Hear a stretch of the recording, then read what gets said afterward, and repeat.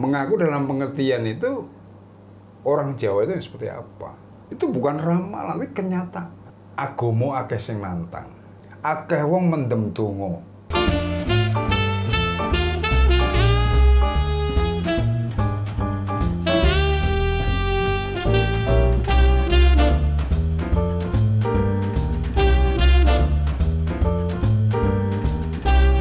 Halo, selamat datang di Tutur Channel. Ya, gimana kabar kalian pada Sabtu kali ini? Harus baik-baik aja ya, selalu sehat, oke? Nah, kali ini nih, kita akan melanjutkan obrolan tentang masa depan, ya kan? Nah, ya, masa depan itu kan seringkali orang itu, menyebutnya itu bisa juga orang itu ramalan, ya kan?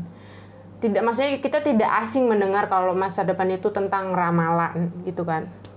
Dan itu pernah dengar dari seseorang gitu, Dani lupa ya gitu, tentang ramalan Jayabaya ya. Ayah pernah dengar nggak ya kira-kira? Ya pernah. Oh, oke. Nah ini kan mungkin dari zaman baheula ya, maksudnya zaman dulu banget sebelum ada Dani gitu. Nah mungkin ayah boleh cerita ya, mas sebenarnya ada ya ramalan Jayabaya itu? Nah sebelum ayahnya jawab, ayahnya tanya dulu ke kamu. Kok bisa kamu bertanya sampai sejauh itu? Apa yang kamu tahu tentang apa itu Jayabaya? Nggak tahu. Kamu punya cuman dengar. Cuman dengar, iya. Oh, ya. Ya sudah. Kalau kamu mau tahu, iya mau tahu. Kan jelaskan. Iya, kan supaya Tutur Lover juga tahu, nggak cuman Dani ya kan? Oke, lanjut. Jadi gini, secara umum bahwa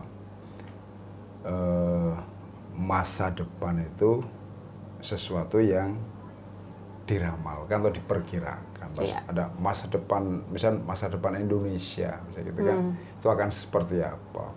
Kan sudah sering itu disampaikan bahwa Indonesia tahun sekian akan seperti ini. Itu apakah akan terjadi seperti itu? Bisa jadi, tapi juga bisa enggak.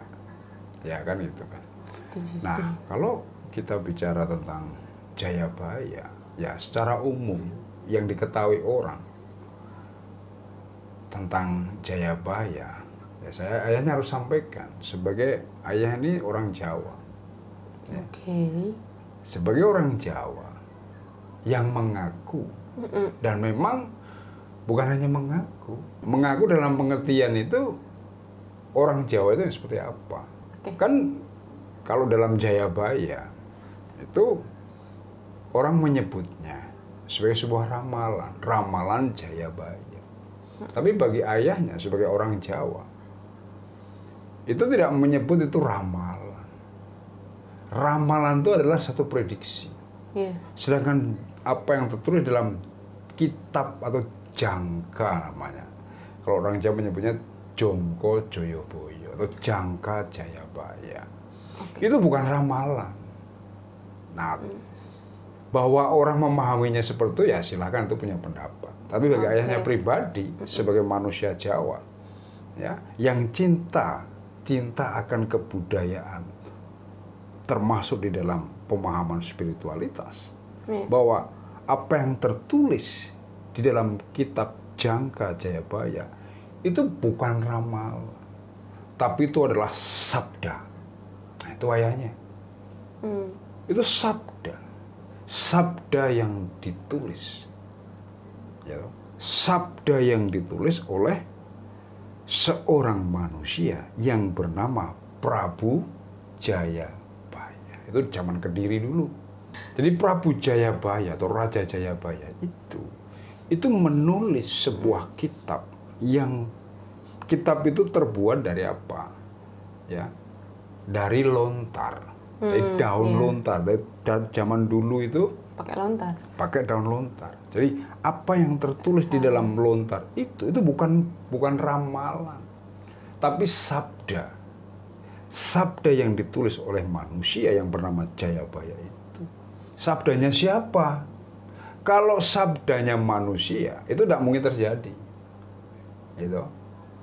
Tapi kalau sabdanya yang menciptakan kehidupan, itu pasti terjadi, itu bedanya. Jadi kalau yang ditulis oleh manusia, yang dibuat oleh pikiran manusia itu belum tentu terjadi. Tapi kalau yang ditulis, jadi Prabu Jayabaya atau Raja Jayabaya itu hanya menulis. Jadi dia mendapatkan, kalau bahasa umumnya disebut apa? Wahyu. Wahyu atau ilham. Itu dia hanya menuliskan apa yang akan terjadi dalam bahasa yang kalau dalam bahasa Jawa itu disebut sanepo. Bahasa-bahasa perlambang. Bahasa-bahasa yang tidak bisa dipahami hanya menggunakan logika. Itu perbedaannya. Jadi kalau memahami apa yang tertulis dalam Jayabaya, dalam kitab Jangka Jayabaya, itu tidak bisa dipahami hanya menggunakan pikiran. Oke. Bukan hanya, misalnya gelas ini ya, atau cangkir, ini namanya cangkir. Ini yang kelihatan seperti ini. Iya. Tapi yang disebut cangkir, itu apa sih sesungguhnya? Artinya, iya. Gitu kan? Ini cangkir seperti ini wujud bentuknya. Tapi yang dimaksud cangkir, itu seperti apa? Maksud dibalik kata itu seperti apa? Itu yang harus ditelaah lebih dalam. Makanya kalau orang menyebut itu sebuah ramalan, ya silakan saja. Setiap orang punya. Tapi kalau bagiannya itu bukan ramalan. Contoh begini. Contoh apa yang tertulis dalam Jangka Jayabaya itu seperti ini. Besok yen wis ono, ya besok yen wis ono kereta mlaku tanpa jaran. Besok yen wis ono kereta mlaku tanpa jaran. Itu kalau diterjemahkan di dalam bahasa Indonesia, itu belum tentu maknanya sama. Iya. Gitu loh. Jadi itu kelihatannya bahasa, tapi bukan sekedar bahasa. Karena ada maksud di balik bahasa. Oke, iya. Gitu? Jadi kalau besok yen wis ono kereta mlaku tanpa jaran, prau mlaku ing dhuwur awang-awang. Ya. Tanah Jawa kalungan wesi. Iku tondo jaman Jangka Jayabaya wis cedhak. Itu tertulis dalam kitab Jangka Jayabaya. Nah, itu maksudnya apa? Kalau kita hubungkan dengan dunia hari ini, nah, kereta itu apa, Kak? Kereta mlaku tanpa jaran. Kalau dulu kereta itu ditarik kuda. Iya, delman. Delman misalnya gitu kan. Kalau di kerajaan zaman dulu itu keretanya ditarik kuda. Nah, sekarang kereta tanpa kuda. Kalau zaman sekarang itu namanya apa? Mobil. Nah, mobil itu diciptakan tahun berapa? Kan gitu. Nah, besok yen wis ana kereta mlaku tanpa jalan, tahun berapa mobil itu ada? Nah, terus apalagi perahu mlaku ing dhuwur awang-awang. Kalau perahu, kan kamu tahu perahu. Perahu? Nah, perahu kan tahu. Kalau perahu ya jalannya di atas laut kan gitu, di atas sungai, di atas laut, di atas danau bisa gitu. Tapi ini perahu mlaku ing dhuwur awang-awang. Gitu kan?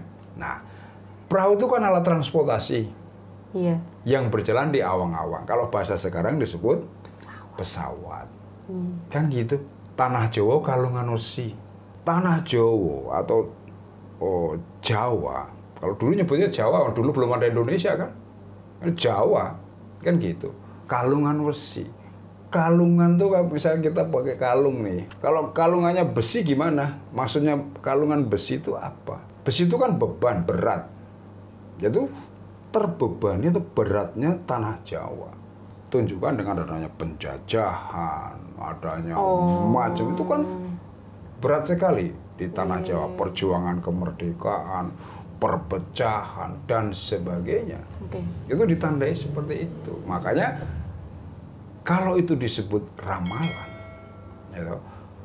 itu tidak tepat. Karena kalau apa yang tertulis dalam Jangka pasti terjadi, bukan mungkin terjadi. Cuman orang itu memahaminya sejauh mana. Dan itu bukan hanya alih bahasa.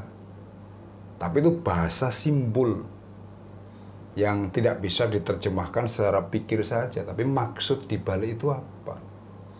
Gitu loh. Nah dulu sebelum ada pesawat ya orang nggak tahu. Oh ini yang dimaksud dengan perahu ing dhuwur awang-awang. Setelah ada pesawat. Jadi sebelum kejadian ada, itu sudah ditulis. Artinya ketika sudah ditulis pasti terjadi. Itulah Jayabaya. Nah, itulah hebat. Nah, itu maka bangga menjadi manusia Indonesia, bangga menjadi manusia Jawa. bangga mempunyai leluhur bangsa Indonesia yang namanya Jayabaya, yang mampu melihat gitu, ya, apa yang tertulis itu sebagai bentuk perjalanan kehidupan. Itu yang luar biasa, tidak bisa dipahami hanya secara logika. Contoh sederhana lagi, ya, apa yang terjadi hari ini, apa yang tertulis di dalam Jangka Jayabaya itu, misalnya ada tulisan seperti ini, agomo akeh sing nantang. Betul kan? Orang sekarang berdebat nggak tentang agama? Orang banyak mempermasalahkan nggak tentang agama? Akeh wong mendem donga. Terjadi nggak di dunia hari ini? Nah, itu yang terjadi. Itu kenyataannya ada. Maka itu bukan ramalan. Itu tadi artinya apa dulu ya? Kan mungkin tutur lover juga nggak tahu artinya. Apa? Yang tadi. Akeh wong mendem donga. Banyak manusia itu mendem itu mabuk. Mabuk doa. Maka doa di mana-mana kan, teriak-teriak ini itu dan sebagainya. Itu mabuk namanya. Mendem, orang Jawa bilang. Mendem apa? Mendem dongo. Itu tertulis di dalam Jangka Jayabaya. Dan dilihat di dalam oh iya ternyata begitu. Nah itu bukan ramalan, tapi kenyataan. Nah, itu segitu dulu supaya kamu nggak bingung nanti.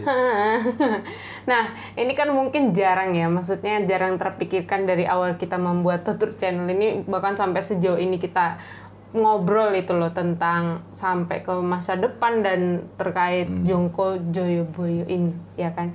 Terlebih lagi untuk anak-anak muda seperti Dani dan tutur lovers yang lagi nonton nih ya. Itu kan jarang tuh, generasi milenial ini cenderung kan karena sudah modern, terus sudah tahu teknologi, jadi ogah gitu loh, kayak mau tahu tentang sejarah, mau tahu tentang Indonesia gitu, dan taunya tuh kayak jadi lebih ke apatis, jadinya kayak acuh tak acuh gitu loh, lebih ke gitu. Ya. Itu yang menyebabkan Indonesia akan kehilangan kebudayaannya. Kalau orang-orang muda kayak kamu tidak mencintai budayanya, tidak mencintai apa yang disebut dengan local genius, kearifan lokal, maka kita akan tercerabut dari akarnya, akar kebudayaan. Lah kalau siapa yang meneruskan kebudayaan Indonesia ini, budaya-budaya lokal yang disebut local genius itu siapa? Kalau orang-orang muda kayak kamu misalnya, tidak peduli dengan budaya yang asli Indonesia, produk Indonesia, kalau kamu nggak mencintai produk Indonesia, terus siapa? Gitu loh. Jadi kita jadi orang Indonesia.